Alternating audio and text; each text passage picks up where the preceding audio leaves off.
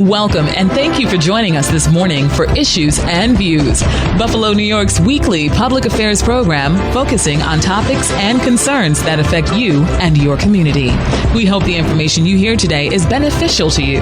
Now here's your Issues and Views host, Todd Anderson. Good morning and thanks for listening to Issues and Views. I'm your host, Todd Anderson, and we are pleased and honored to have our guest today, Dr. Deb Irwin. She's Ph.D. and Director of the Office of Cancer Health Disparities Research at Roswell Park Cancer Institute. Good morning. And Dr. Irwin, thanks for joining us today on Issues and Views. Glad to be here. Thank you. Now, this is National Breast Cancer Awareness Month, correct? Yes. Okay. And regarding breast cancer, when it comes to breast cancer, we see all types of groups of women affected equally or not.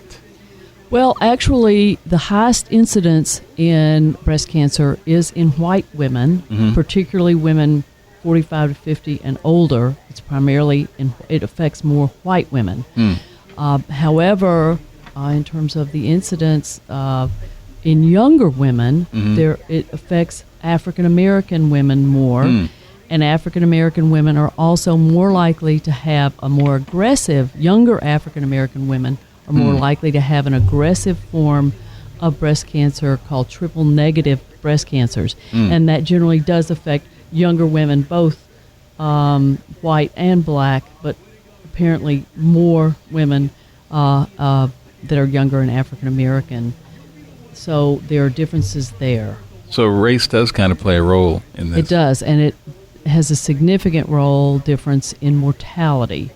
There are significant differences in the mortality rates for black women and white women, and this is partly related to that more aggressive triple-negative breast cancer because a older white woman that gets a stage 1 breast cancer that's treated well and they survive and die of a heart attack when they're 90 years old, but the triple-negative, more aggressive cancers, when they are diagnosed, particularly in younger women, are much more aggressive and women are more likely to die from it.